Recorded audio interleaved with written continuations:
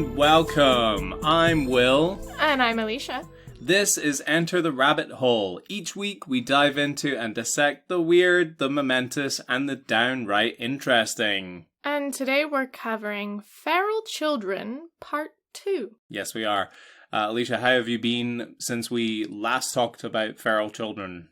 I haven't seen any feral children and or interacted with any feral children, unless you count my students, who are feral in a different way. In what way are your students feral? Just a lot more growling, a lot more, not washing their hands in the middle of a pandemic. Sure, yeah, a lot of touching of the face and body. Yeah, feral in the fun kind of way, not in the abused child kind of way. That's good. But suffice it to say, if you had seen a feral child following on from last week's call to action, you would raise the alarm to someone else. Yes, I would have a little bell that I carry with me at all times. Start ringing the bell, say, hear ye, feral child. And then I would call the police. That's good. Social services. That's good to know. My sinus infection has cleared up, so hopefully you will be hearing me crystal clear today through my wonderfully open nasal passages. I'm not sure that's better. Well, we'll let the listeners decide. Before we dive into today's episode, quick call to action. If you're listening, go ahead and follow the show. Leave us a review. Good, bad, ugly, it doesn't matter, but we would love to hear from you. Also, if you have any ideas for any future episodes, please share them with us. You can find us on etrhthepod@gmail.com or etrhthepod on all social media. So, in our last episode, if you haven't listened to it already, please go and check it out. We covered what might be thought of as the more traditional stories of feral children, i.e. children who were abandoned in the wilderness. Many of these children supposedly encounter animals that nurture them, and part of their behavior may imprint and affect the development of that child. Now, one of the main sources that we have been using for this series is Savage Girls and Wild Boys, A History of Savage Children by Michael Newton. It covers this subject in depth, in a sensitive, and I would say highly readable way. You would recommend? Yeah, I mean, for me personally, it wasn't my main source. I did read a great deal of it, but I think I used more, especially in this episode, the more scholarly articles. I used a couple scholarly articles and a lot of Guardian newspaper articles. It's a good book, though. Check it out if you want to learn more about abused kids. Yeah, look at you with your scholarly articles. That'll come up later. Yeah, I watched you push your imaginary spectacles up your nose. Yeah, ever since I got laser eye surgery, I don't have to do that anymore. No, you just keep flicking yourself in the forehead by accident. So, why don't you get us started with our first case study of the day? So our first case study is Casper Hauser.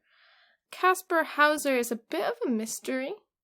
So the fact that no one can say much about Casper Hauser with any level of certainty could help explain why he has persisted in the minds of many people for over 200 years. You can still visit a statue of him today in Ankh. I don't know. I'm going to say Ansbach. Okay. Ansbach, Germany. So this statue depicts a disheveled teenage boy walking hunched over with a hat clutched in his hand. I had never heard about Casper Hauser before, but as soon as I started reading articles about him and had seen, there are a couple of drawings or a couple of paintings of Casper Hauser, I couldn't get the image of Günther, the German foreign exchange student from The Simpsons, out of my mind. You know, like the chubby little blonde boy who he has an episode where the kids are running after him and he's like, "Please don't chase me, I'm full of chocolate."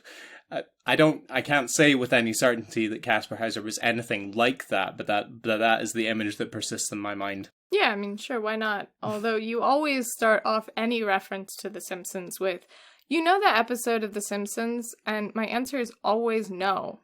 I forget that for a period of time you were living inside of a time capsule. A reverse time capsule.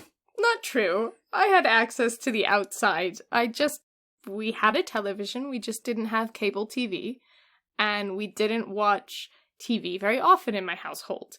So I don't have a lot of pop culture references that other people have.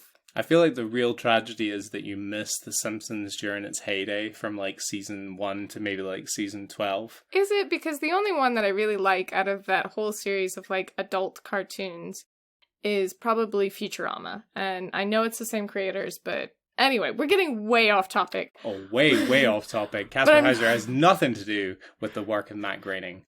So the identity of Casper Hauser is still the subject of an ongoing debate. Some people say he was a fraudster, others believe that he was the descendant of a European royal bloodline, and the subject of conspiratorial intrigue. So Casper himself seems to think that he was the son of a cavalryman. Oh, that's a man in the cavalry. All right, well, just rude. Cavalry. Cavalry. Cavalry. A horse rider. A horseman. Sometimes I have trouble saying words, alright? A horse soldier boy. I know what it means. I'm not a moron. Anyway. Cavalry. I hate you. So, at least him being the son of a cavalryman is what one of the 2 letters he presented read when he first entered the outside world in May 1828. Casper, as depicted in the statue, walked into a town square in Nuremberg. Shortly after, he was picked up by the police with the aforementioned letter, addressed to the captain of a local cavalry regiment. Oh, it's just littered. You nailed it. You stuck the landing. It was purportedly written by a local laborer who had cared for Casper as a child, but could no longer look after him. It implored the captain to take him in and train him in the military profession, as his father had been.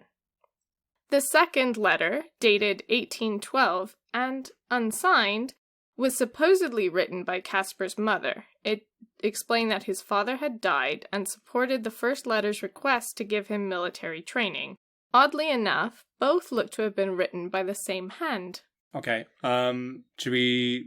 Let's unpack that a little bit. So okay. he walks into town with 2 letters. So, unlike other feral children that we've spoken about, he's not really captured. Nobody stumbles upon him. He presents himself to the outside world.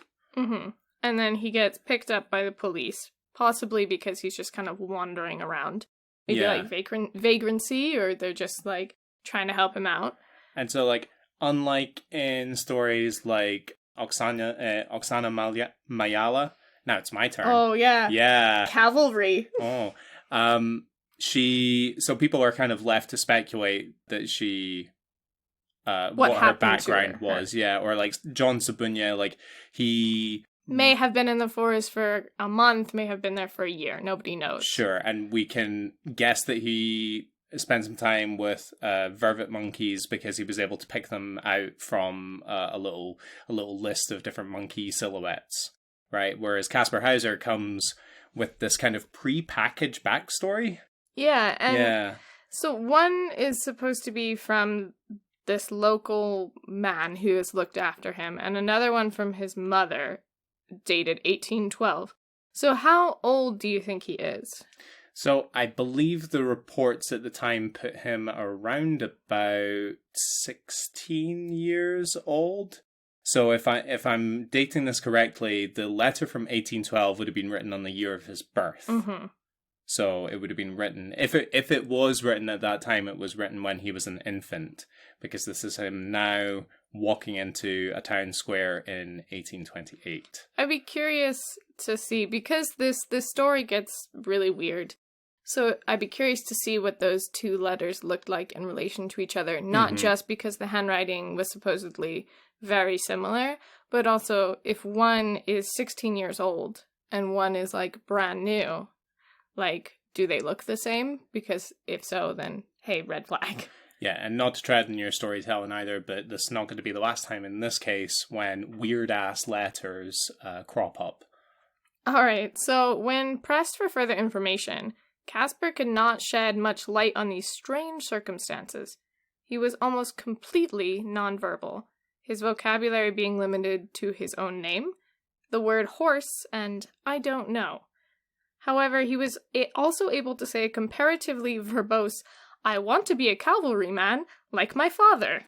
So let's just roleplay that for a minute, and I feel relatively comfortable doing this for reasons that I'll go into later. So he's, so we're getting like, Casper, Hauser, horse, I don't know. I want to be a cavalryman like my father. That's, yeah? Yeah. How that would have sounded. All of those really flow together, I think. Yes, Same absolutely. level of intellectual...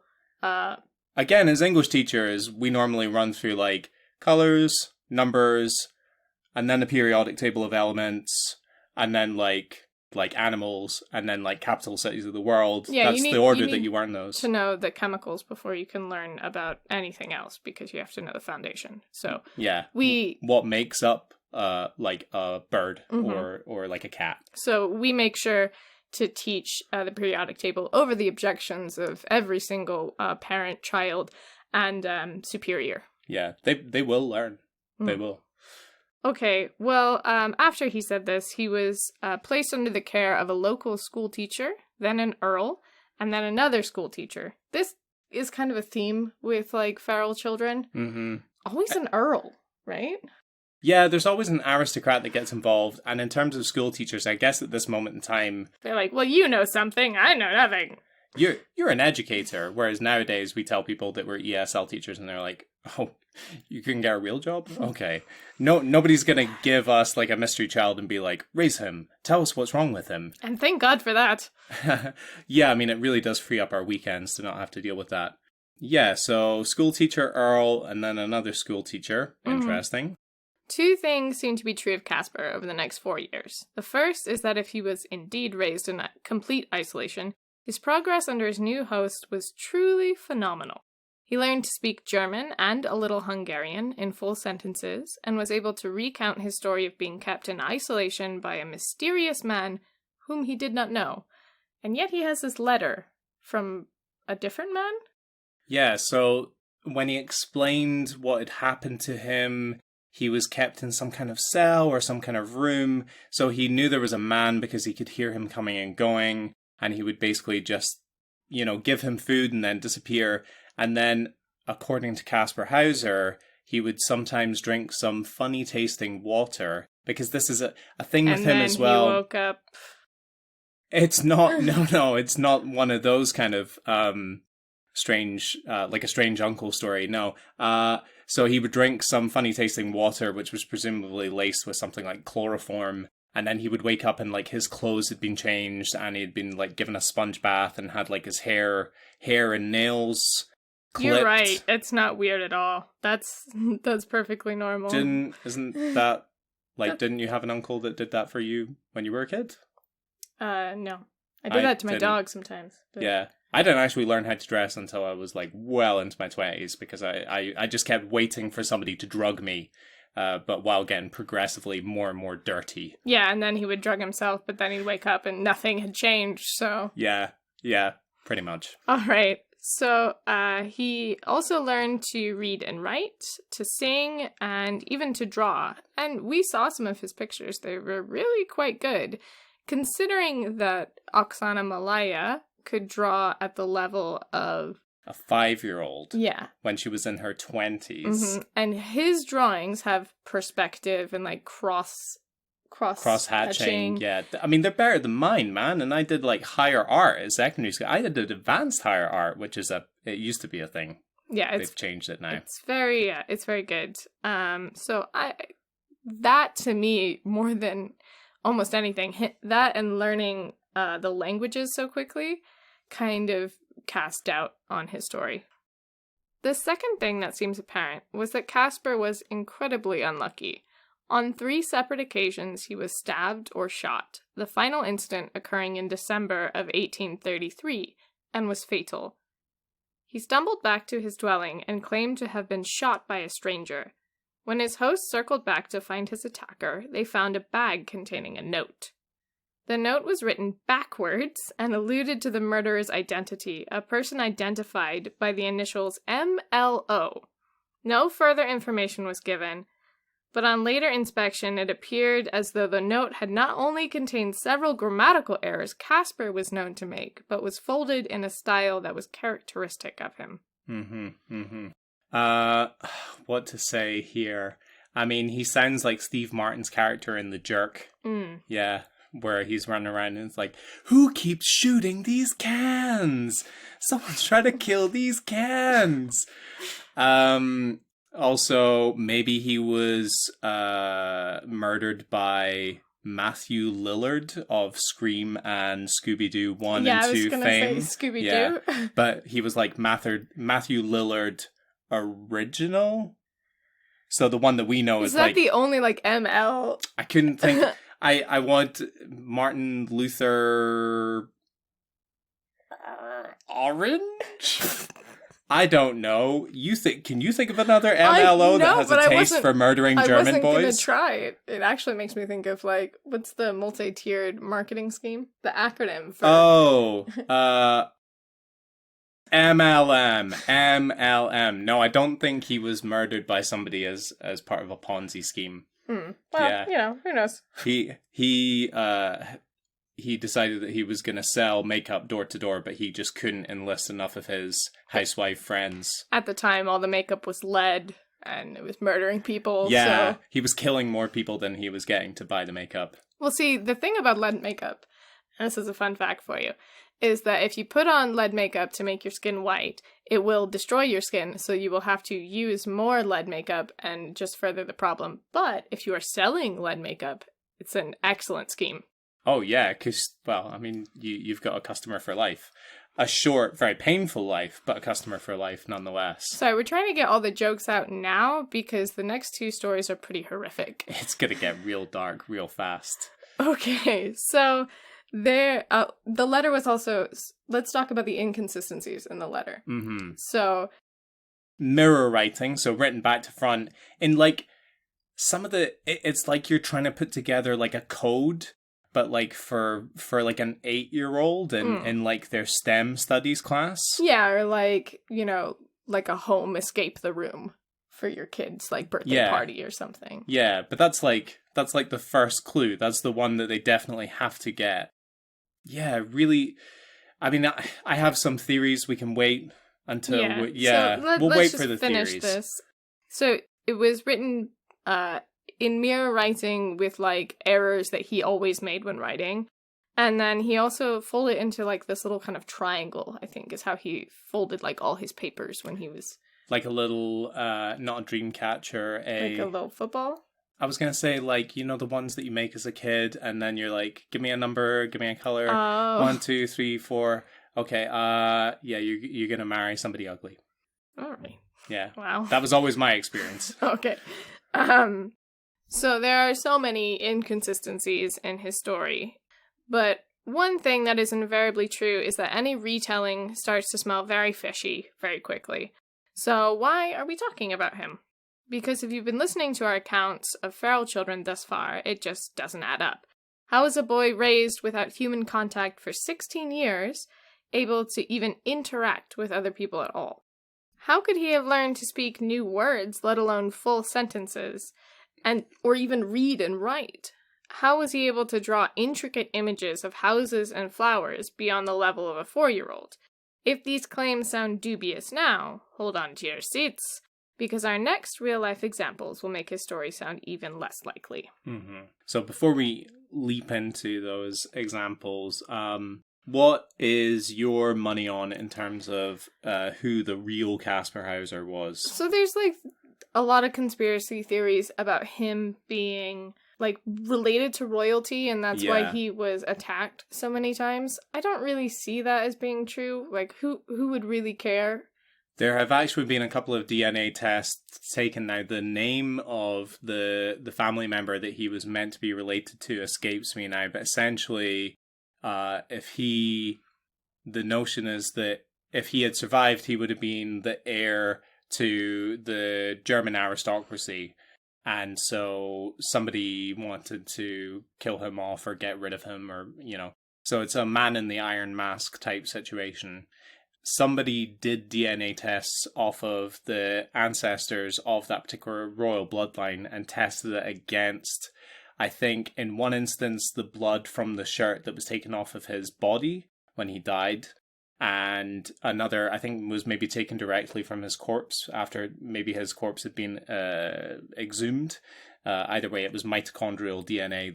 The first test was no, he was not directly related, but then the second one said that he may have been related. So, but the story itself just doesn't make any sense. No. Right? If he was a lost heir to a fortune, then surely the person keeping him captive knows this. Yeah. Right? Yeah. So why are they keeping him captive versus one, just killing him if they don't want him to be the heir, or if they're keeping him from being murdered?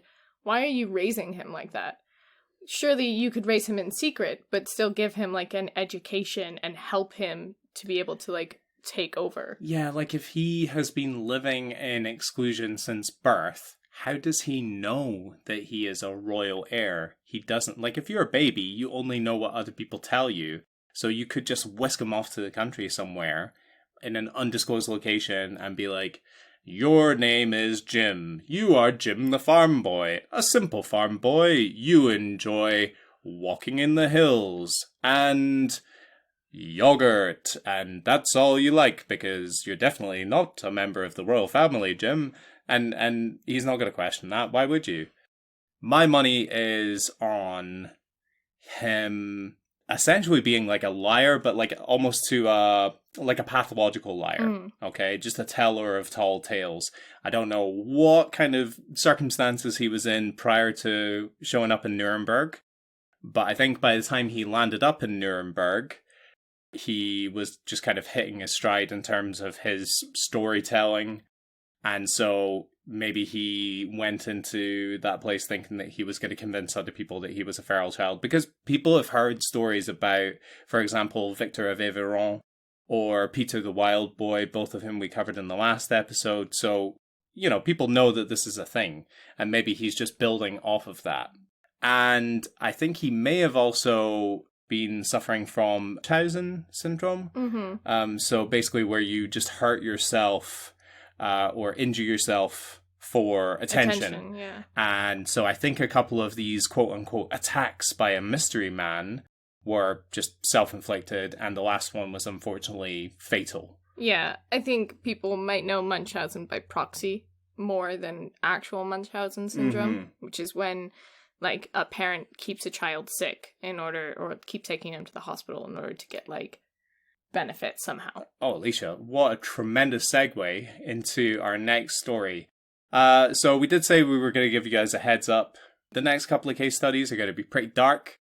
There are going to be quite a few trigger warnings here. Suffice to say, we're going to be talking about kids being really badly abused and the consequences of that. So if that's not your kind of thing, you might want to duck out just now and tune in later in the podcast. Yeah, I think it is worthwhile to know about, but we're hopefully going to cover it in a sensitive way and not in a torture porny kind of way.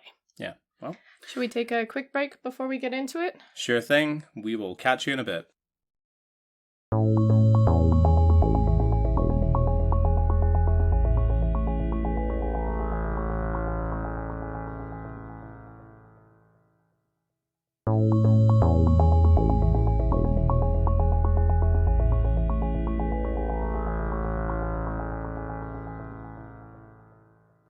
And welcome back, guys. Hello again. So, although the stories that we've presented thus far have been far from the fanciful images depicted in Jungle Book and Peter Pan, the story of Genie Wiley is about as far as you can get from a fairy tale. In 1970, the staff of a Los Angeles welfare office were presented with a mother and child. The child looked to be around 7 or 8 years old, surely no more than 10. She looked gaunt and thin. She moved around with a strange, stooped gait. Her hands held limply in front of her body. People would later comment that she resembled a rabbit. The child in question was Genie Wiley. So have you heard of Genie Wiley before this?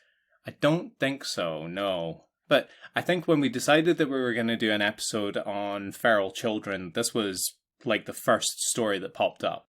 And it was strange for me because when I thought we were going to be talking about feral children, I was picturing kids raised by dogs, kids raised by bears, and this is not that. Yeah, absolutely not. Had you heard about this story? I heard either about this story or something like it in my communications class. So I have a degree in communications, and in that degree we were talking about how language affects the brain, which is something that we'll talk about later. And Genie Wiley was a case study. Yeah, and I mean, it's going to become apparent why pretty quickly. So Genie, which was not her real name, wasn't 7 or 8 years old. She was actually closer to 13. Her slight figure was the result of malnourishment. These aspects of her appearance and everything else about her unusual physical appearance were all the result of years and years of intentional, systematic abuse and neglect, which is astonishing in both its nature and duration. Genie was the daughter of Clark and Irene Wiley. She was born in 1953, but she was not the first Wiley child. Genie had an older brother, John. He had been brutalized from a young age by Clark. Clark's mother was killed by a drunk driver while she and John were out for a walk. He blamed John, perhaps for distracting his mother's attention from the road. He was 6 at the time of her death. Genie and John had 2 other siblings who had died in infancy, a brother and sister who both died at a very young age. One died from a congenital birth defect, the other died from pneumonia, possibly as a result from exposure after being stuffed in a desk drawer in a garage by Clark. So, all around, not a great guy. No, and I think it's pretty clear that Clark had his own fair share of mental health issues. He also had an unusually close relationship with his mother. So what happened to his first 2 children predates the death of his mum.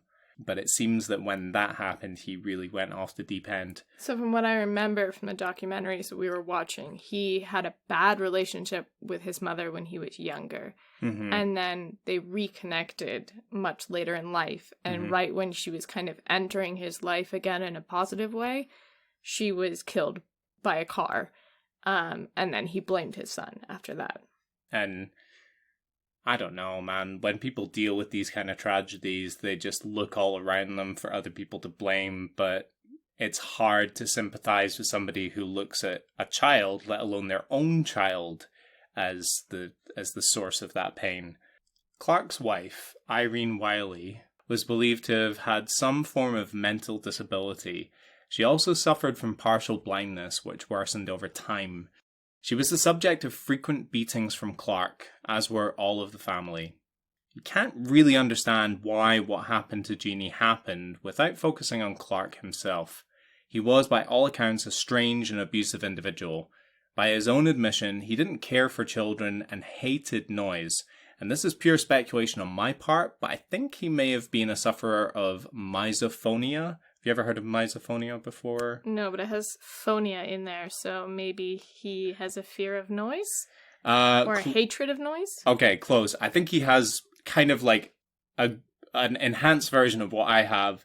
You know when I get like really irrationally upset by like the sounds of neighbors or like sounds of construction outside or things like that, because I then find it impossible to like focus on anything else. Have I noticed that? Never. I know this is surprising information, but I don't like distracting noises from outside. But he apparently hated any noise of any kind. And he was especially close to his mother, as we said earlier, and after her death and the lack of prosecution against the teen driver responsible, he seems to have truly gone off the deep end. So not only does he blame his 6-year-old son, the drunk driver was a teenager. So even more negative connotations that have to do with children. Yeah, or you could even see that as his blame placed on the outside world, because ultimately, like, the failure to prosecute that kid could be seen as like a failure on the part of society. And so you would try and distance yourself from, for example, social workers or public officials. So Clark moved the family into his mother's house in Temple City, California. Oh, boy. Yeah, in the same fashion as Ed Gein, he would not allow the family to enter his mother's room and left it in memorial to her. Instead, the family slept in separate rooms of the house. He forced Irene to sleep on a dining room chair, and he had a room purposely furnished for Genie. Can you imagine, like, even spending a night sleeping on a dining room chair? So I have. Everybody's had those times when they, have nowhere to sleep, or they're crashing at some... You're a student, you were at a wild party, yeah. Or, you're poor, whatever it is.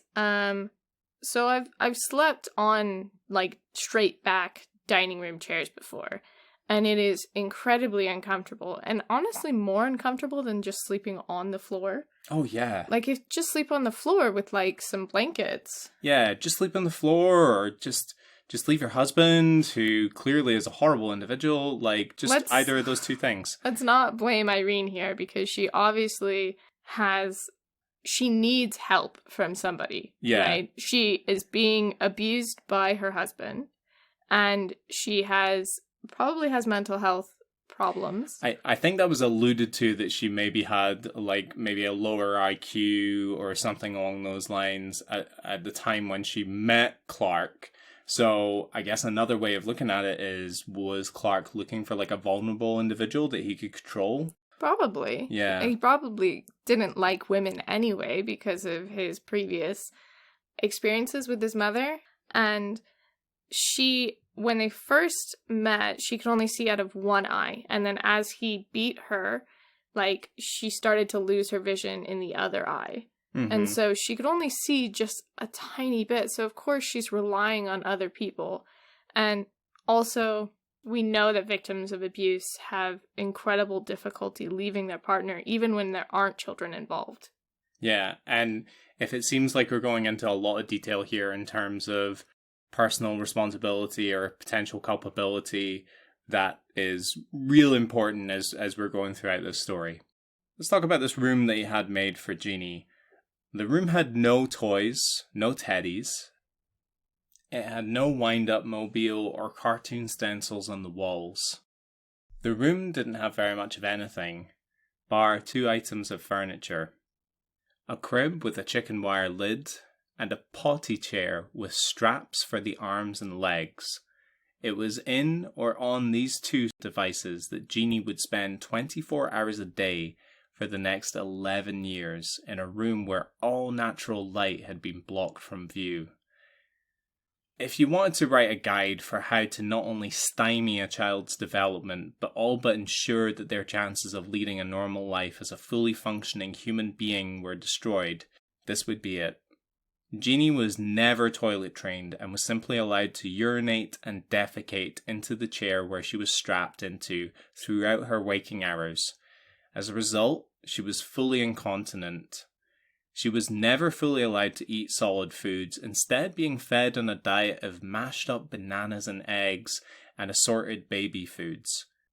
She hadn't learned how to chew fully, and when she was finally presented to social workers, she had both her baby and adult teeth. I know, like, it's not her fault, but that is just terrifying. Like, 2 rows of teeth in a child? Yeah. I didn't even know that was possible. When I was younger, I had, like, a baby tooth that wouldn't fall out, and I hated, like, pulling my teeth out. Mm-hmm. And so for, like, about, like, a month, I had a baby tooth and, like, an adult tooth at the same time. Mm-hmm. And it took forever for, like, that baby tooth to fall out. But, like, it felt so weird in my mouth, like, to have, like, the double row of teeth. Yeah, and like of course... a shark or something. Yeah, there's a reason that typically you don't see this kind of thing in nature, and it's because people aren't being force-fed on semi-solid foodstuffs. Genie wasn't allowed to walk or move around the room, and being strapped to a chair constantly meant her limbs developed at an uncomfortable angle. As if being raised in a windowless cell, unable to focus on anything a few meters away from your face was not enough to shut down her cognitive development. The Clarks never spoke to or around Genie. John and Irene were forbidden for talking to her. Clark himself would not only not talk to his daughter, but would reportedly hiss like a cat or bark like a dog at her. And whenever Genie would cry or make a noise, he would beat her with a piece of wood. Like a plank of wood. And I remember in one of the documentaries we were watching, or one of the things we were reading, basically, John was forbidden to talk to or play with his sister. And as he got older, Clark would bring him into the room to beat Genie. Yeah. Part of John's job was to feed Genie, I think. And Yeah. then he would also be brought in to beat her. I think this is something that you see in cycles of abuse, where people have witnessed abuse from a young age.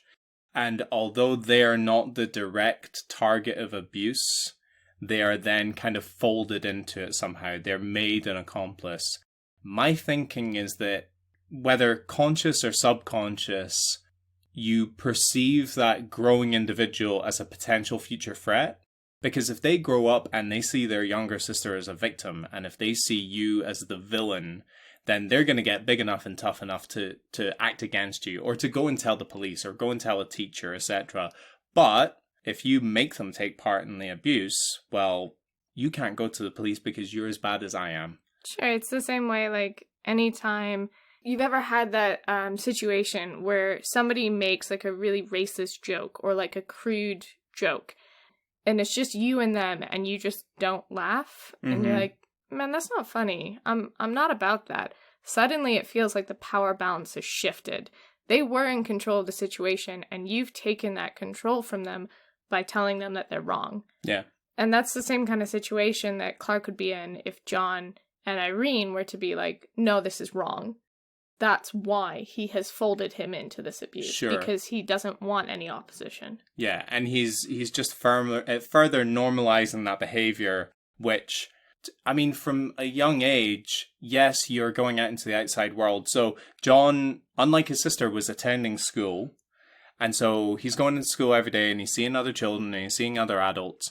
And he was explicitly told, if you tell anyone, I'm gonna hurt you, and I'm gonna hurt your sister, right? So his father knows that he's being exposed to people in the outside world. He knows what he's doing is wrong. He knows it's wrong enough to warn his son, like, you can't talk to anyone else about this. And I guess there must be something going on in that child's head where you're like, well, what happens at home is that we've got the secret room where we keep my younger sister in, and we do things to my younger sister. But in the outside world, people don't do that to their brothers and sisters. And I guess you just have to kind of further normalize that behavior before they jump off the wagon. Maybe it's pointless to even try to fathom Clark Wiley's rationale and the pain and dehumanization that he inflicted upon Genie and the rest of his family. In later reports, he said he suspected her of being mentally disabled. Maybe like his first child, and like some other feral children cases, he was trying to leave Genie to the elements and let nature take its course. Only it didn't. Genie wanted to live. Clark didn't want her to, but she did. And what this led to was a decade-long ordeal. Genie did not have an easy time of it after her mother went to the authorities. She was shuttled between foster homes, and in some reports she was not treated well by her foster families. She was eventually released under the care of her mother, and to this day lives as a ward of the state of California. It would appear that subsequent attempts by well-meaning researchers and social workers to get in contact with her have been stopped. Perhaps, ultimately, this is for the best. So I think the ultimate failure beyond, like, what Clark did to Genie is the failure of the system to help her in any way. Because basically they took her to the hospital, and then they took her, like, kind of threw doctors at her and psychiatrists at her. And then they just shuffled her through a series of foster homes. And I get that not very many people in the entire world would be able to deal with a case like this, especially not in, the 50s? So this would have been in the 70s. It was 1970 that she was released, for want of a better word. Yeah, so I don't think that there would have been people able to deal with this, but I do think that if she had any chance, it would have been in that time period, that time right after she had been found. Can she have a stable and safe place? Can she be taught in a loving and caring way? Can she be given some kind of consistency as well, and be given one group of people that can look after her over a long period of time? I mean, we'll never know what kind of progress she could have made as an adult. We don't, to this day, really know what she's like as a fully grown woman, so she would now be in her... I think she's in her 60s. Yeah. And again, maybe that's for the best. But... yeah, I mean, I think part of the problem... let's be honest, the reason why we're covering these cases is because they have a bit of the, like, rubberneck effect, or people... oh, yeah. People are always like, well, what happened after? You know, like, give me the gory details. Tell me about what happened to this kid. And, like, the truth is that afterwards, the road to recovery is really long, and often there isn't a recovery. Sure. I mean, if she'd been allowed to naturally develop from the age that she was shut into that room, that would have taken around about 11 or 12 years for her to be where an average 13-year-old would have otherwise been. And that's with nature kind of assisting you along the way to try and reproduce that artificially at a later point in life. If it's not impossible, then certainly it's going to take a huge amount of effort and time. Would you like a joke? Would you like a little palate cleanser after that? I don't know. Okay, I've got one. I've got a knock-knock joke. Okay. But you've got to start me off. No. Because I've done that joke to you.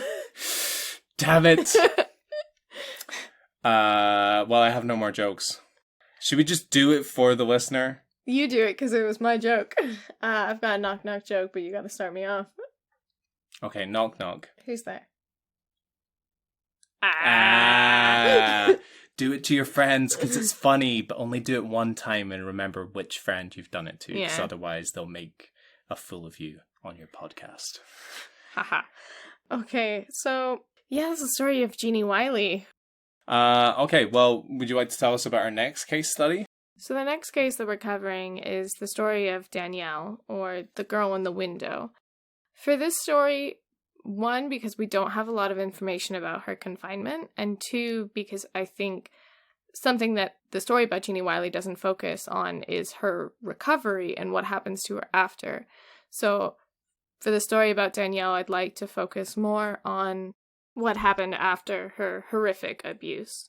So my main source in this story is Lane DeGregory's amazing 2007 article about Danielle, titled The Girl in the Window, that won a Pulitzer Prize in 2009. And then she later followed up on this story in 2017. It's definitely worth a read. It's tough to get through at times, but is really well written. Danielle was found in 2005 by police officers who had been called in on a case of child abuse. Upon walking into the small house in Plant City, Florida, Detective Hull said, "I've been in rooms with bodies rotting there for a week, and it never stunk that bad." Can I just ask, because your mum obviously lived in Palm City, Florida, where is Plant City, Florida in relation to Palm City, Florida? I couldn't tell you. So it's not like they're right next to each other and they're just doing like twinsies names. No, there's a lot of city names. Okay, Yeah. all right. The rest of this, there's a lot of little bits in the rest of the story which make me think of Florida, and that makes it sound like our time in Florida was really horrible and grimy, but it's not. I mean, only you have made that connection. Yes. Well, I'm sorry. Maybe it's because I haven't been to as many different parts of the US. So that kind of stands out in my mind. But I mean, I wanted to be clear that your mum's house was infinitely cleaner than what you're about to talk about. I feel like there's been a lot of attacks on Okay, I'm sorry. This is not. lately. You know what? I've dug myself a hole. I think you should carry on with the story. I will. I'm gonna sit here quietly Rude. and listen. Okay. Well, it smells god-awful in this house. Not your mum's house. He said every step was accompanied by the sound of crunching cockroaches. The bugs were in the light fixtures and even in the freezer. The floor was covered with animal excrement and urine. In a dark room in the back, Holst found a girl, 6 or 7, curled up on a mattress. She was covered in bug bites. Her hair was infested with lice. She wore a bulging diaper, and behind her in the room, with a broken window, was 4 feet of used diapers. Hull said he picked her up, and she yelped like a lamb, but didn't struggle. Her full diaper leaked down the detective's leg. "What's your name, honey?" he asked. Her name was, of course, Danielle, and her mother screamed at the officers for them to not take her baby. But she was taken, straight to the hospital, where they found the little girl had nothing amiss mentally. No autism or ailments like cerebral palsy or muscular dystrophy. Instead, she had what the doctors called environmental autism. Danielle didn't react to heat or cold, not even to pain. When a nurse held her hands, she would walk sideways on her toes, but could not talk or swallow food. Chew food. Sorry, that's supposed to be chew. It's believed that she had been fed from a bottle her entire life. Do you have even a crumb of sympathy if the police show up at your door and they take away your child? Now, it is your flesh and blood, right? That is your daughter. But you have clearly done beyond a terrible job of raising that child. Any sympathy whatsoever for the mom? I do have a little tiny bit of sympathy, and that's because part of the background that DeGregory does, she has found out that the mother was determined to have an IQ of around 50. Okay. So, average IQ is 100. Mm-hmm. Obviously, like, Mensa level IQ is, 150 or above, 150? You said that as though I'm a member of Mensa. Various different conversations on this podcast have proven that I am not. But go on. Well, so yeah, to her to be, not just under average IQ level, but her brain functionality is not great. So, well under, we're not arguing that she, therefore, should not be allowed to have kids, but probably needs more support than the average parent. Yes. She needed more support, and she also, let's be honest, the US is not known for their social services. What? And she needed help. Mm-hmm. For various different reasons, but Danielle wasn't her only daughter, so or not her only child. Okay. So she also had a son, and the son had a cognitive disability, and she would often leave Danielle with her son, who is about 5 or 6 years older than Danielle, for full shifts of work. She would go work at Publix, which is a grocery store in Florida. See, this is the part that reminds me of Florida, because we don't have Publix in the UK, and I believe it's not solely in Florida, but there's a lot of them in Florida. Yeah, it's a southern kind of grocery store chain, I think. Mm-hmm. I think it's mainly in Florida, but anyway, that's not what this podcast is about. So she would leave Danielle with her brother for an entire shift of work, and then she would also leave Danielle there, when she went out to, bingo nights and things like that. Which is, how, not necessarily the way that, my whole family was raised, but, definitely, in our community, there are plenty of families that were raised that way. I think in the old days, it would be called making your children more responsible, but nowadays is termed child abuse. Well, I mean, I have an older brother. He's 5 years older than me. Hi, Ross. Hello.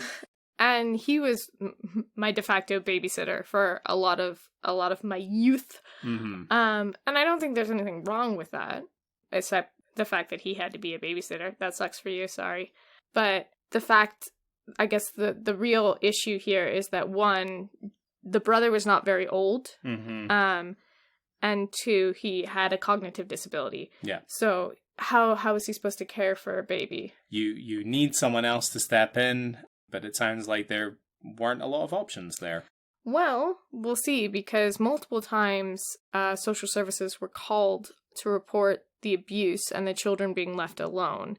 The mother was even offered free childcare by investigators, but refused. Oh, I stand corrected. Yeah, and I don't really know what the reason is. It could be that, like, they're offering her free childcare if she does, like, X, Y, and Z. Mm-hmm. You know, there's always some kind of, like, strings attached, usually with these sorts of things, especially in the US. It's like, well, you have to, like, be done with work at this time, or you have to have, like, these amount of check-ins with, like, social services. I'm not saying that's bad, but I'm saying that maybe she viewed that as, like, I can't do that. That's impossible for me to do. Would it be correct to say as well, with certain demographics in certain parts of the US, that those groups of people are inherently more suspicious of government or state-run organizations, like social outreach programs, I guess? Yeah, I think especially, like, rural Florida.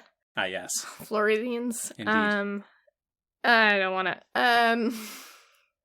It's fine. We can skate past this. Yeah, I think, you know, the state has not always been great to people. So why would you trust them? Yeah. I mean, especially if the consequences of trusting the state are that your children are taken away from you. Sure.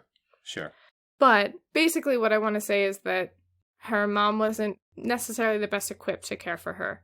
She didn't have any cognitive disabilities, but they were basically created for her. Mm-hmm. So after Danielle was found, she was taken to a group home in foster care, but care workers knew that she would be better off with parents, and so she was put up for adoption.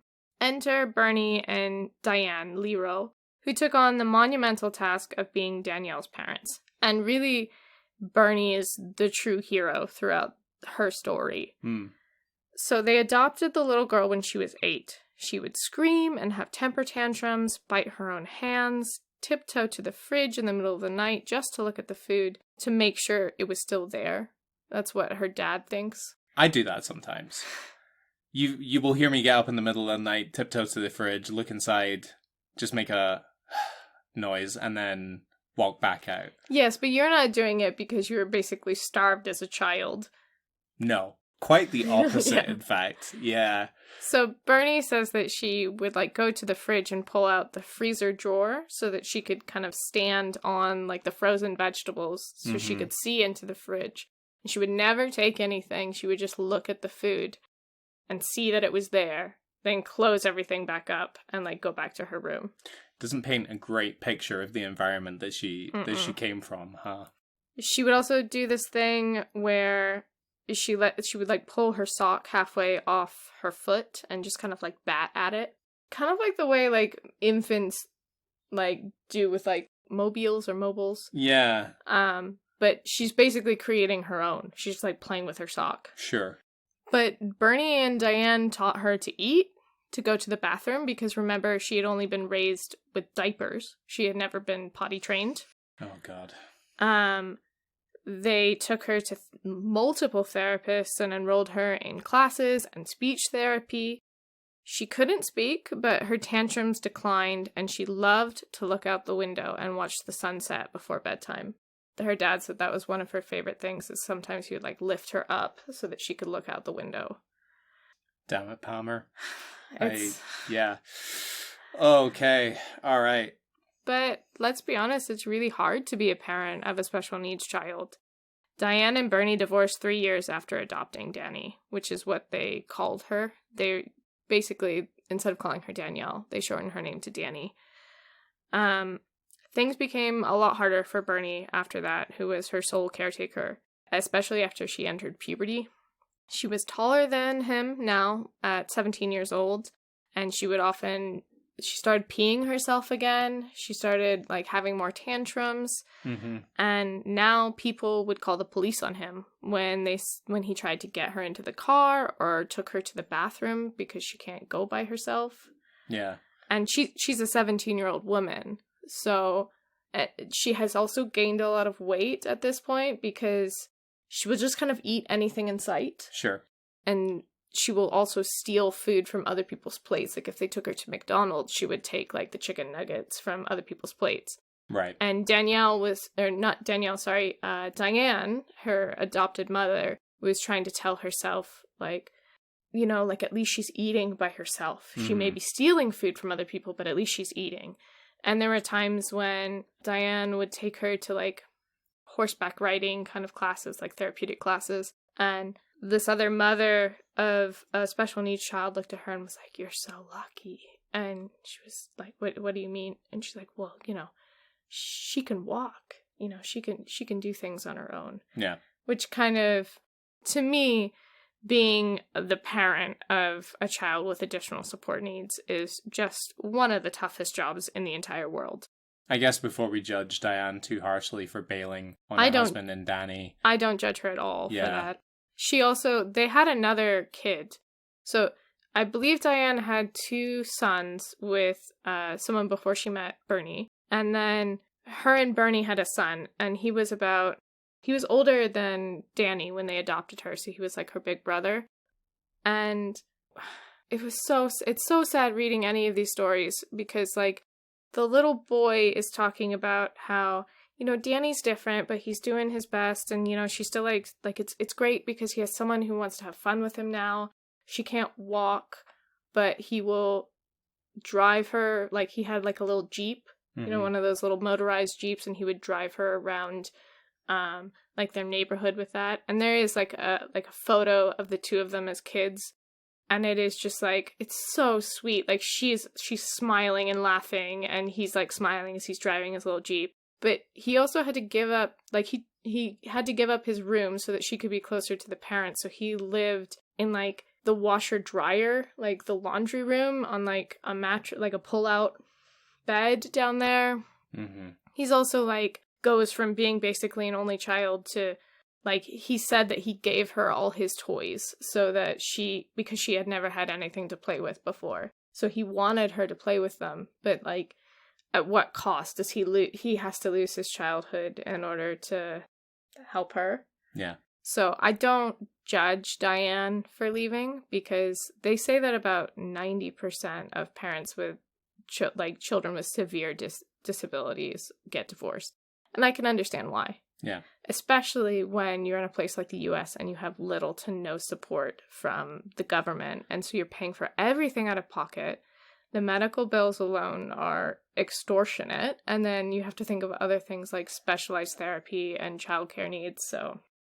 Well, yeah. Okay. So, Bernie is obviously having trouble with her as she is growing older, and he finally makes a really difficult decision to take her to a group home. Because at 18, she's eligible for Medicare. So now he doesn't have to, he had to take in like foster children in order to help pay for everything. I think he owned like a farm. They moved out of Florida at this point. I think they moved up to Georgia or Tennessee. And he had a farm, and he took kids onto this farm in order to like help them, but also help pay for everything.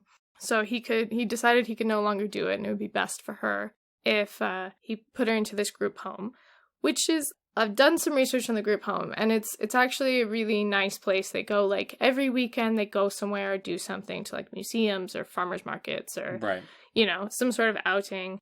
He says he visits her often, and she even lets the aide brush her hair, which is something that she never even let him do. And she no longer steals food from the residents' plates. He says he doesn't regret becoming her father, and even knowing that she would never speak, never live on her own, or have her own family, Bernie says that he would do it again. I guess the important thing here is if you're trying to quantify success in terms of her development, rather than grading her against other teens or young women or whatever the average is, that you try and assess her based on how far she's come. Yeah, and I think that's what the article does a good job of showing. You can tell that in the beginning, Bernie and Diane had really high expectations from what they hoped she would achieve. They hoped that one day she would have her own family. They hoped that, you know, she would be able to live on her own. Those kind of things weren't possible for Danielle because of her early abuse. But the fact that she can do things like not steal food from other people, she can go to the bathroom by herself. You know, there's a snapshot in the article where Bernie comes for her birthday, and takes her out to...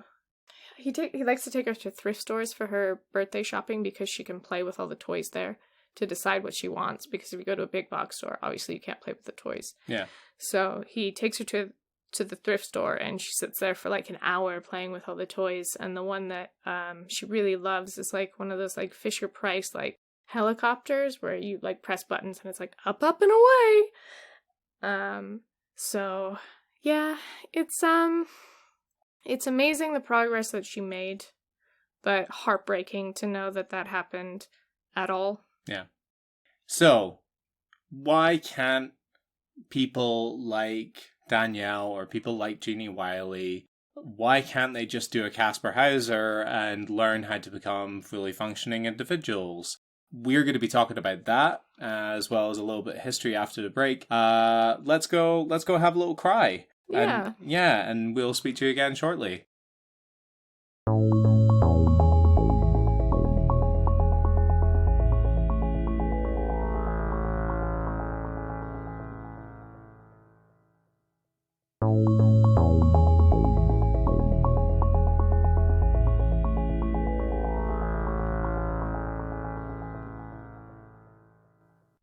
All right, welcome back, everybody. I Hey. hope you didn't cry too hard during the break.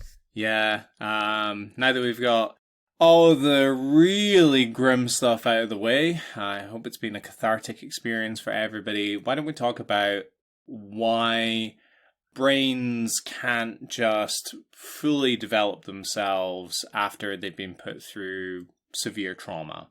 Let's go back in time a little bit and let's talk about a bizarre experiment by a Scottish king. For such a tiny island, Inchkeith has a surprisingly storied history. This speck of land that lies in the Firth of Forth, separating Edinburgh from Fife, at one point had a working lighthouse and was used as a military base to protect the nation's capital. It has also been used as a quarantine area for sufferers of syphilis and the plague. However, in 1493, it was used by the then King James IV of Scotland for a different form of isolation experiment. So this story's taking place in Edinburgh. You've got some fond memories of Edinburgh, right? I mean, I really enjoyed going to Edinburgh. Mm-hmm. That was my first time in Scotland, and we went for Christmas. It is a beautiful city. I mean, I've been to London, which I hated. And I've been to, I want to say Canterbury. Mm-hmm. I'm in the south, and that was just beautiful and lovely. But Edinburgh has like, because we went at Christmas time, so there was like skate rinks and like the German Christmas market, all things that I never had. And it has like a very fairy tale quality to it. There are parts where you like walk over a bridge and there's like more city underneath you. Yeah. Almost like Studio Ghibli, like where's all the city coming from? Edinburgh is really built upon itself. It really is an ancient medieval place, as this story talks about a little bit. And as such, rather than a lot of new proposed cities, it's kind of just a mishmash of different layers, different eras. Spiderwebby. Yeah, and that's what I kind of love about it. So, back in the 1400s, King James was fascinated by science. He supposedly studied dentistry and surgery, or what passed for these at the time, and funded alchemists and apothecaries. He was also a polyglot, apparently being fluent in Latin, French, Italian, Spanish, and Flemish, as well as being the last Scottish monarch to be fluent in Gaelic. Combined interests led him to conceiving a bizarre experiment. So I guess when you're a monarch, you're just raised from birth to maybe to be a diplomat. Yeah, I mean, for a lot of royalty, your first language, even if like Russian royalty, their first language was usually French. And that's what they spoke to each other in, but they also had to know, obviously, Russian and several other languages. So I think that's just part and parcel to being a monarch or to being like aristocracy. One, you have a lot of time on your hands because you're not plowing the fields or doing all those other horrific laboring tasks. Yes, horrible. Who would want that? And if you're enjoying all this language talk and the talk of a potential universal language, you go back a couple of episodes and check out our episode E is for Esperanto. It's a thrill ride. Plug! I said that sarcastically, but I actually thought it was quite good. So, following in the footsteps of the Egyptian pharaoh Pasmetic I, it's probably how you say that. Sure. Yeah. And Holy Roman Emperor Frederick II, King James apparently set up his own language deprivation study. His goal, according to writer Paul Anthony Jones, was to, quote, see what language, if any, the children acquired. With no other linguistic input, he believed that this language, whatever it might be, must surely be the innate, God-given language of mankind. Okay, so to us this sounds real dumb. Like, obviously, if you don't speak at all to a kid, they're not going to learn anything. But to these people, I'd say these people, but to people in the past, you have to first think that, like, the Bible is the foundation of everything, right? And part of the Bible is the story of Babylon. Mm-hmm. And, like, the Tower of Babylon. And all these... The Tower of Babel, right? Sorry, the Tower of Babel. Oh, God. And... You're terrible, Christian. It's a good thing I'm not. Hey! So all these people had a universal language first, right? And then God didn't like that they were getting too close to him, so he broke them all up into different languages. So maybe if you didn't teach a kid anything, then they would have this universal language. Yes, absolutely. It's like when you... I guess it's like being restored to factory settings, right? Like if I just went onto my laptop and then just restored it to factory settings, it would be like, what language? What language do you want? And that's, so King James thinks that you can essentially do that with a child. Like if you push your fingers into like its belly button and its ear at the same time, then like, boop, it will come out with the language of God. So let's see if that worked. The king ordered that 2 infants be sequestered to the Isle of Inchkeith under the care of a deaf and dumb nursemaid. There, under her care, but deprived of any form of language, the children were to be raised until they were old enough to talk. Writing in the 16th century, in his History and Chronicles of Scotland, historian Robert Lindsay of Pitscottie reported, quote, the king also caused to take 1 deaf woman and put her in Inchkeith, and give her 2 bairns with her, and furnish in all her necessary things pertaining to their nourishment, desiring hereby to know what languages they had when they came to age of perfect speech. Some say they could speak Hebrew, but for my part I know not, but from other people's reports. You've heard the term bairns before, haven't you? Of course. Yes. You probably from my mum the first time, right? Bairns, quines. Yes. Quine is a lady. It's a young girl. Yeah. Usually like a young single girl. It comes from queen, I believe. Mm-hmm. Loons. Loons is a young boy. Yeah. And you've got so bairns are just... Your babies. Just your babbies. Kids. Yeah. So... Did the children emerge speaking the language of God, which was coincidentally considered at the time to be Hebrew? In the words of the writer Sir Walter Scott, voicing his opinions of the tale many centuries later, quote, it is more likely that they would scream like their dumb nurse, or bleat like the goats and sheep on the island. And I know this quote isn't meant to be funny, but I love the idea of like the king being rowed over. He's just got like a little ferryman and he rows over to Inchkeith and he's like, well, what word? And these 2 kids just going, ah! Ah! And then King James is like, writing it down in his notepad. Experiment Hebrew? Successful. Okay, bye-bye. And then he just leaves them there. It's like, I do think it sounded like the Jews.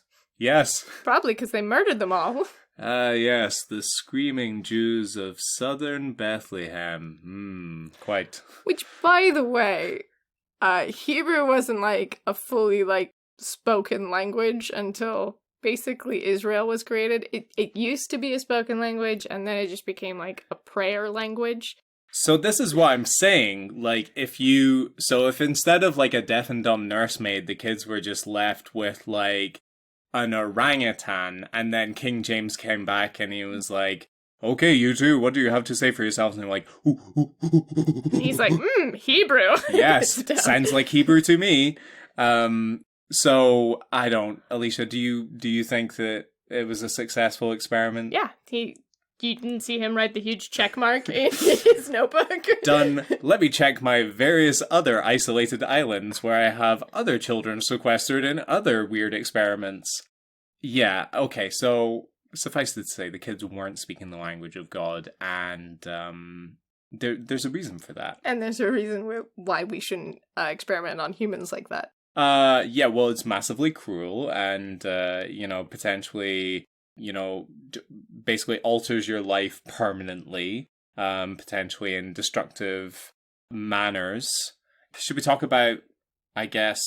Yeah, I'd like to talk about how your brain and language, like, alters your brain. Yeah. So it used to be, like, a really popular theory that the language that you learn controls the way that you think. Mm. That's kind of fallen out of favor a lot, but I think it's coming back as a theory. I do think that as an English teacher in a foreign country, I can see some parts of this. Not necessarily the language itself, but how people learn their language. So, for example, in China, students aren't really taught, like, creative thinking. And a big part of this, I think, is because the language itself, you just have to memorize. You need to memorize characters. And so a lot of school is stand up, say the word, sit down. My issue is with, like, the schools that I went into, like elementary schools, where the way the language was taught, which was stand up, repeat after me, sit down. And they would do the same thing for English. So the students aren't ever learning how to be creative with a language. Yeah. And I think that in itself functions the way that you think more than your actual language does. Although one could argue that because it takes so much longer to learn than many other modern languages, that so much more of your time that would otherwise be committed to creative or constructive lessons has to be dedicated to just rote memorization. That's, I guess, what I was trying to get at, is that the language itself is very difficult, which means that you have to do more memorizing, and that in itself kind of leads your brain in a certain way. I'm not saying that all people who speak Mandarins think a certain way, but just that sometimes the fundamentals. Also, something that I've always been interested in, but have never been able to get a straight answer regarding, is if you learn language via a pictographic a pictographic set of characters rather than an alphabet, does that then change the way that you think about language? Like, do you associate language more with images than you do with sounds? If you have any insight you'd like to share with us, please do. As always, we are on ETRH the pod on all social media, as well as etrhthepod@gmail.com. So despite what I just said, that whole thing about language shaping the brain, that has fallen out of favor. However, people do think that the more languages you learn, the quote-unquote bigger your brain gets, right? So your brain... Big and juicy. Yeah, nom. Your brain is made up of gray and white matter. Gray is more or less responsible for processing information, while the white matter connects different regions of the brain. That's a simplification, but that's what you're getting, because I'm not a neuroscientist. According to the Scientific American, the magazine, bilingual people have more gray and white matter than monolingual people. What this means is that they can process more irrelevant information and possibly pass off the workload to other portions of the brain, which means that you're able to process more information. So basically, they have a marbled brain, like a good steak. Yes. And it means that, like, while this matter has been developed in the pursuit of language learning, what it does is it has created more pathways for other information. So presumably, in the same way that my dad, I think, started doing the Sudoku and the crossword more regularly a few years back as a way to, like, potentially combat, early onset dementia, which I, incidentally, like, I don't think is an issue. But you could also potentially do that by learning a second or third language. Yeah, the benefits itself are not like only for children. It's not like if you learn a second language when you're a child, this happens and it doesn't happen for anybody else. The benefits of learning a second language beyond just like being able to speak multiple languages are found in your brain no matter your age. So it's worthwhile. Okay, so a study done by Boston University looked into all published reports of individuals not exposed to syntactic language until puberty. So in this study, they looked at 2 feral children who grew up without hearing any language and 8 deaf linguistic isolates who grew up communicating with their families using home sign or kitchen sign, a system of gestures which allows them to communicate simple commands but lacks much in the way of syntax. So just to be clear, kitchen sign is not when you communicate with other people by like showing them pots and pans and the kettle and stuff like that. No, it's not. Okay. Good catch. Yeah. Could you elaborate maybe on what kitchen sign is? So basically, sign language itself is a fully developed language. You can express yourself in ideas. You are able to express like full sentences and emotions and thoughts, right? Whereas home sign or kitchen sign is made up by, say you're a family in a really rural area and there's no services. There's no way to teach you sign language or your child sign language. So you're just kind of making up a way to communicate with your child. And so your commands are not going to be complex. They're going to be things like turn on the water, take a bath, like wash your face. Because all of a sudden, like your child is deaf. There's no one to teach you ASL, for example. And now you have to come up with a second language, even though you are not a linguistics expert. Yes. Yeah. And you don't know what it's like. And there's only 2 of you. So these were the basis of this study, which is children who are not exposed to complex language. It's a very simple language. The common thread that they found was that these children could understand and gain new vocabulary, but had trouble understanding syntax and spatial prepositions.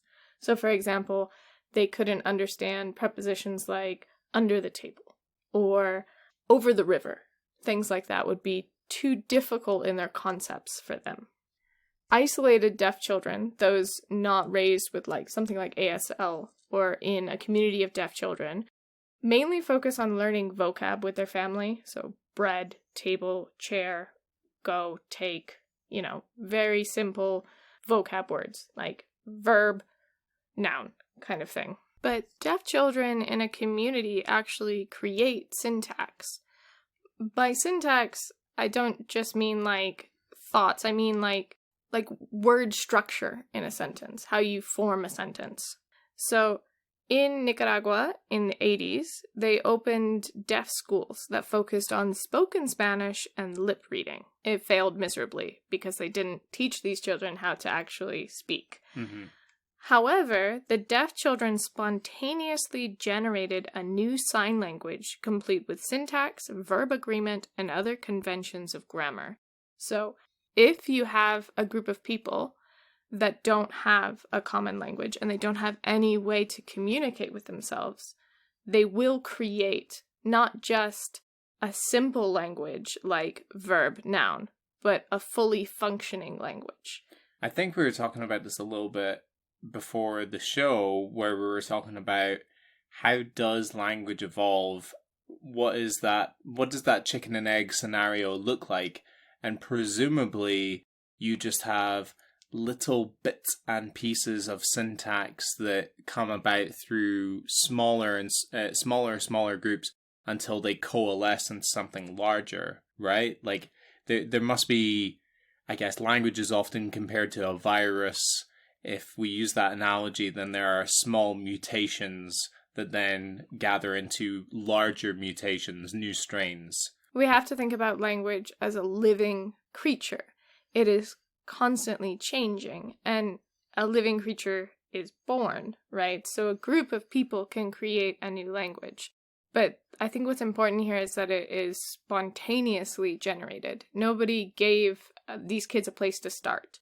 They weren't like shown ASL. They weren't taught like how to speak with their hands or how to create verbs or anything like that. This is something that they created by themselves.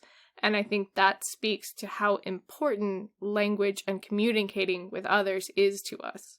Absolutely. Okay, so children who grow up without language or syntax show cognitive impairment, which could be pre-existing, but is exacerbated by the lack of syntax use in early childhood. Isolates, those children who are brought up without language, show that they have difficulty taking ideas and images and turning them into meaningful thought or wholes. The exposure to an infinite syntactic language has to occur during the period of neural plasticity, which peaks before the age of 2 and 18 and expires sometime before puberty. So 2 and 8. Yeah, so when we say it expires, neuroplasticity over time, like your brain always has that plasticity, but it doesn't have it in the same amount that it has between the ages of 2 and 8, right? Yes. So there are certain things that if you miss the window, you will never learn. And they don't know where the window is, but they think that if you don't learn a language before puberty, then you will never learn a language. Mm-hmm. And that's not to say that you can't learn a second language, because basically what you're doing is giving yourself the foundation of thought. And if you don't have that foundation, your brain starts to lose the ability to learn. Mm-hmm. And therefore you won't be able to acquire anything new. That's not to say that like as you get older, you can no longer learn new things. Basically, your brain has a limited amount of time to download the first software it needs. Yes. And if it doesn't get that first software, it can't download anything else. So you can get the patches, the updates, the DLC, but if you don't have the version 1.0, then you are locked out of the game. But we know that children need toys. They need to be encouraged to play pretend, to draw. They need puzzles and arithmetic exercises. They need a variety of stimuli. And it's really important that that stimuli come in the form of language. So different languages have different focuses, and that has a different effect on how we view the world. These examples are according to a lecture given by Lyra Brodsky. She's a cognitive scientist. So, an Aboriginal group in Australia called the Cook Theor, as always, I apologize, don't have left or right in their language. They orientate themselves based on cardinal directions, north, south, east, west. So it's not your left leg, it's your southwest leg. But as you move, your leg changes into your southeast leg. And the way that you say hello in Cook Theor is that you say, which way are you going? And the answer to that should be north, northeast in the far distance. How about you? So imagine as you're walking around. I don't love this, by the way. It seems very nosy. It seems like a group of people who have evolved to just keep tabs on each other. Like, where are you going? Like, the fuck? Where are you going, buddy? Yeah, but I mean, you could say the same thing. Like, how are you? Well, I don't know you. Why are you asking me how I'm feeling? How are you, buddy? Yeah, how are you, buddy? What are you trying to figure out my inner workings for? In the mainland, of course, like mainland China, we, you learn ni hao ma as like a way to greet people, but what's more common is like, ni chi le ma? Have you eaten? Have you eaten? Which I always find really weird because I'm like, I mean, yeah, when? I mean, yes, breakfast. That was a while ago. Have you eaten? Have you eaten, buddy? I don't like people. Or questions. Or people with questions. Welcome to the podcast. Okay, so back to this lecture. This is a quote from her, by the way. And the answer should be north, northeast in the far distance. How about you? So imagine you're walking around in your day, and every person you greet, you have to report your heading direction. The effect of this is that they orientate themselves quickly and stay orientated. So if I were to ask you to point to southwest right now, could you? Oh, absolutely not. Southwest would be okay. Well, I just remembered this is an audio format, so let's pretend that I pointed in the correct direction. Wow, so good. Yeah, right. Incredible. First time. Yeah, well done. These are clearly a group of people who. Why are they not all sea captains and pilots? How is the aviation industry not actively recruiting these guys? Well, you do have to think that a large swath of Australia is desert, right? So you don't have... I mean, I've never been to Australia, but I assume there are not a lot of landmarks. So how... Depending on where you... I think if you're in the outback... Yeah. Yeah, there are long stretches where it is just flat land. So the ability to know which direction you're facing could be life or death. Yeah. Presumably during the day, it's mostly the direction of the sun is traveling, and then nighttime stars? I guess. Potentially. I don't know. I don't know if it's something like you learn it and you're just like, you're able to figure it out so much more quickly than other people. I think an example of that is that Russian speakers have to differentiate between light blue, which is, oh boy, Goluboy? Goluboy. And dark blue, which is Sini. This table is Goluboy. Your trousers are silly. You have silly trousers. Neither of those are true. This table is white. Again, an audio format. They don't know. I know, but I really wanted to call you out on that. Listeners. So, they don't have a word for just blue. It's always light blue and dark blue. What they found is that Russian speakers were able to faster differentiate colors than non-Russian speakers. What does all this mean, and why am I telling you about it in relation to feral children? Is because language shapes so much of who we are and the way that we think. For example, the Cook Theor people think of time based on the direction that they are looking. For us, time is right to left because that's the direction we read in. But for Arabic, left to right, oh god. Yeah. Left to right is because that's the direction we read in. But for Arabic speakers, it's right to left. For Mandarin speakers, you were telling me? I believe for Mandarin speakers, it's top to bottom because the way that you go through the day is like on top of the afternoon or on top of midday, and then under midday. So you are thinking in terms of going from top to bottom. And for the Cook Theor, it's the direction the sun travels, I believe. So if you're thinking about your past, you would think, like, depending on which way you're facing, your past would be in a different direction. Yeah. You also have cultures for whom whenever I use body language to indicate that I'm saying something in the past tense to our students, I always like point over my shoulder, right? Which it's second nature to us. Like the past is behind you, the future is ahead of you. But to other cultures, that doesn't make sense. To some cultures, the past is in front of you. Because you can see it. Yeah, you can see it really clearly because it's ahead of you. The future is behind you because you can't see what's behind you. So, you know, something that we just take for granted, something that's second nature to us is completely baffling to other people. Another example, I have never once taught appearance, hair color, eye color to a group of Chinese students or Taiwanese students and not ask the question, what color are your eyes? And not receive the answer, teacher, they are black. I could argue this until I'm blue in the face. I could argue this every single lesson over the course of a year. Like, no, they're brown. Like, look really closely. You will see they are brown. And I am not going to get the answer like, teacher, my eyes are black. Her eyes are black. They will also point to the, like, if I've come back from vacation and I've been tanning, they will say, like, oh, teacher, your skin is black.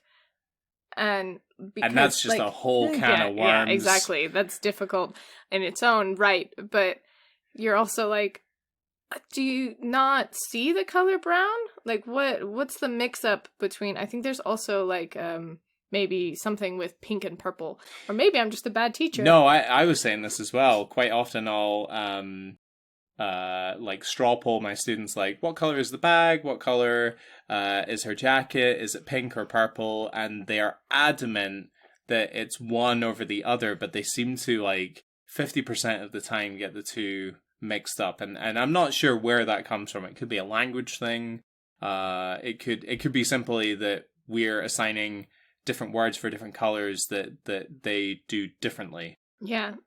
Going back to the appearance thing, when I used to interview students to see what level they would be at when they were entering our school, one of the questions is usually, what do you look like? Chinese students, and specifically I'm talking about my students in China, would always start with, I have big or small eyes, I am tall or short, and like maybe what shape their face is. Mm-hmm. For us, we would normally, like, I would normally start with, I have brown hair, I have maybe brown eyes, you know, that's what's on all of your ID cards. Yeah. But if you have predominantly Han Chinese or predominantly, like, single ethnic... You have essentially like a more or less homogenous culture, mm-hmm. or a homogenous group of individuals. Yeah. So it's not that everybody looks the same, but you define how people look by different parameters. If most people have black hair, then that's not going to be a defining feature for you. For example, in the US, we would probably do hair because we all have different colored hair. But if you live somewhere where everybody has blonde hair, you're probably not going to say, I have blonde hair, because everybody does.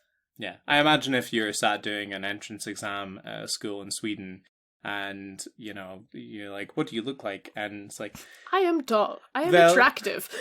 I have blonde hair and blue eyes. And they're like, yeah, I know, but, you know, like, I don't know how... Well, now I'm just saying that all Swedish people look the same, and I don't want to go down that road. I don't think all people look the same in any ethnicity, but I just find it fascinating the different ways that we differentiate ourselves. Yeah. And fascinating the way that language plays a part in that. Mm-hmm. I think it's also important to state that we're not saying that people who have language disorders are less intelligent than people who don't. But I'd like to stress how important it is to give people who are born with cognitive disabilities more access to language learning and other cognitive training. Worldwide, disabled children are less likely to get access to education and healthcare. Even in the semi-secular, semi-scientific West, a disabled child is 3 to 4 times more likely to be the victim of violence or abuse than a non-disabled peer. And that's from the article we referenced last part about the tropes of feral children, mm-hmm. and how disabled children are so much more likely to be the basis of a feral child and to just be abused in general. Those numbers are pretty horrific and basically feed into this self-fulfilling prophecy. If you, for example, are Clark Wiley and you think your child is disabled, and so you treat the child with abuse and treat them as if they are disabled, what are you going to get out of that? If, on contrast, you are Bernie and you treat Danielle that like she has all the possibilities ahead of her, I'm not saying that she's going to suddenly be able to speak or do other things, but she's going to get much farther in life. And I think when we think disabled people lack intelligence and therefore it's a waste of time to send them to school, we need to rethink the ways that we interact with children that have autism, for example. Sorry, it's something that I feel very strongly about. I have had students in the past who their parents deny that they might have additional support needs, and therefore they don't get the extra help that they could need. I've had children with severe difficulties who have done things like throw chairs at me or scream in your face because they don't have the tools to figure out a way to express themselves. And I think it's really important that we give everybody the tool to express themselves. I 100% agree. You can't expect children to excel if they don't have the fundamentals, essentially. And that's different for everyone. Not everyone is starting the race from the same point. Some people are starting it from a lot further back. I would like to say that if you think you see an abandoned child or a child or anybody else being abused, please say something. Report, and don't just call, but follow up. So many of these children were failed because nobody wanted to break the status quo. Nobody wanted to rock the boat. And there are countless other people and children who need help. So it's one thing to say, like, I called social services, my part is done. They're so swamped. Call them again. Make sure they know that there's an issue. All right, fun fact? Yeah, let's get weird. So, here is my weird fact coming at you. So earlier we were talking about King James IV and his love of wacky experiments, including child abuse. So, as I was saying earlier, he funded a number of different alchemists and I guess what would be considered scientists at the time. One of the experiments funded by King James IV was the work of the so-called Birdman of Stirling Castle. Is this like some kind of like weird superhero or like the Mothman or like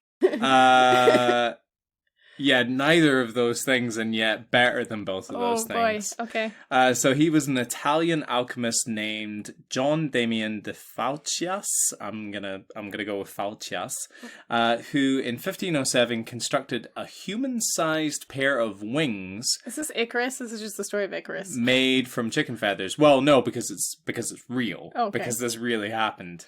So he made a real pair of human-sized wings out of chicken feathers.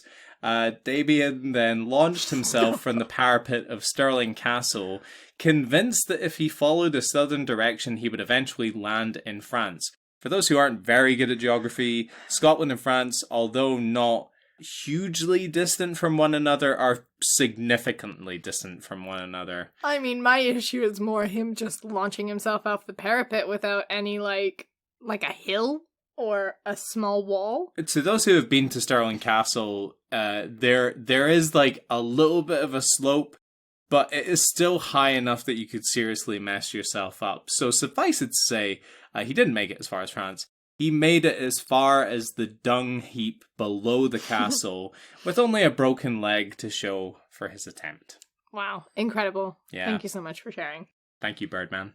Let us all thank the Birdman. All right, my fun fact is that off the coast of Thailand, there are children who can see like dolphins. So I came across this fact from the Scientific American when they were talking about how your brain can change.